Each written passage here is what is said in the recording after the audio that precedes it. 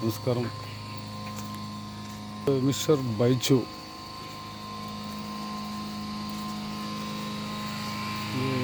ചെമ്മീൻ വളർത്തുന്ന സ്ഥലമുണ്ട്. ആർട്ടിഫിഷ്യൽ കുളമാണ്.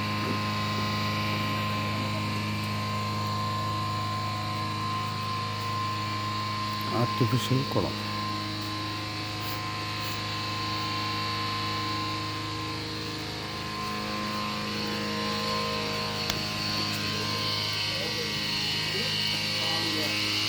ചെമ്മീൻ കുഞ്ഞുങ്ങളെ വളർത്തിയെടുക്കുന്നതാണ്.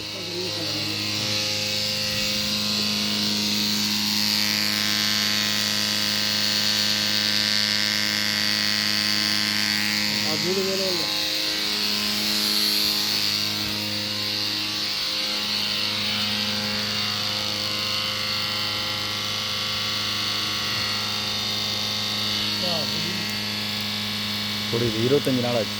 25 நாள். சரி, 1 கிராம். എത്ര നാൾക്കാവത്? மொத்தம் 3 மாதம் വളർന്നதை പൊറുത്ത് 25 നാൾ தான் ആയിരിക്കും. 90 days. ஆமாம். 90 days എത്ര തൂക്കം വരുമല്ലോ? புரியல. ഒരു ചെമ്മീൻ എത്ര വെയിറ്റ് വരും? அது வந்து 1 கிலோவுக்கு 30 பவுண்டு வரும் அதிகபட்சமாக. நம்ம இருக்கிற இடத்த பொறுத்து, நம்ம தண்ணி ஃபெசிலிட்டியை பொறுத்து மாறும், வெள்ள ஃபெசிலிட்டியை பொறுத்து மாறும். 30 ഉണ്ടാവും അല്ലേ? ஆமாம், 1 கிலோவுக்கு 30 பவுண்டு வரும், 30 செம்மீன் வரும்.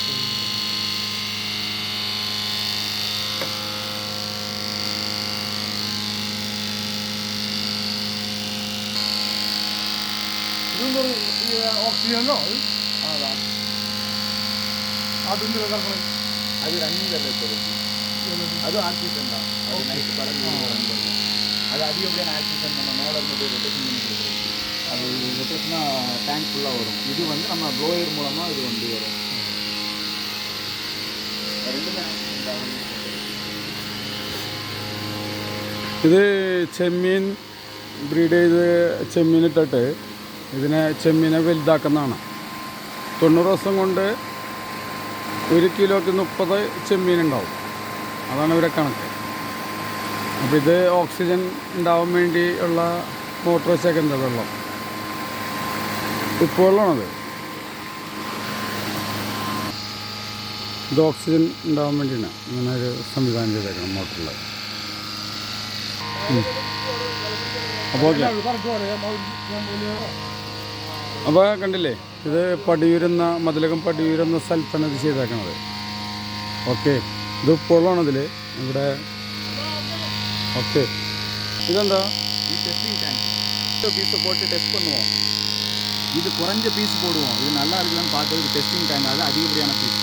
ഓക്കെ. புரியல. ഉപ്പ് സാൾട്ട് വാട്ടറാ? சால்ட் வாட்டர் தான், கடல் வெள்ளம். കടൽ വെള്ളം. എവിടെ നിന്ന് വരുന്നത്? கடல் வெள்ளம் அங்கேருந்து கொண்டு வருவாங்க. അങ്ങിരുന്ന് കൊണ്ടുവരും. இங்கോട്ടില്ല. അപ്പോൾ ഇതാണ് നിങ്ങൾ അറിഞ്ഞിരിക്കേണ്ടതാണ് ചെമ്മീൻ കൃഷി. കേട്ടോ, 2 കോടി ഇൻവെസ്റ്റ് ചെയ്തിട്ടാണ് ഇവിടെ എല്ലാം ചെയ്തേക്കുന്നത്.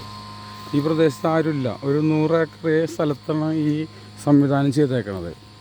ഒരു സൈഡിൽ കനാല് അതിൻ്റെ ഉൾഭാഗത്തായിട്ടാണ് ചെയ്തേക്കുന്നത്. Okay okay.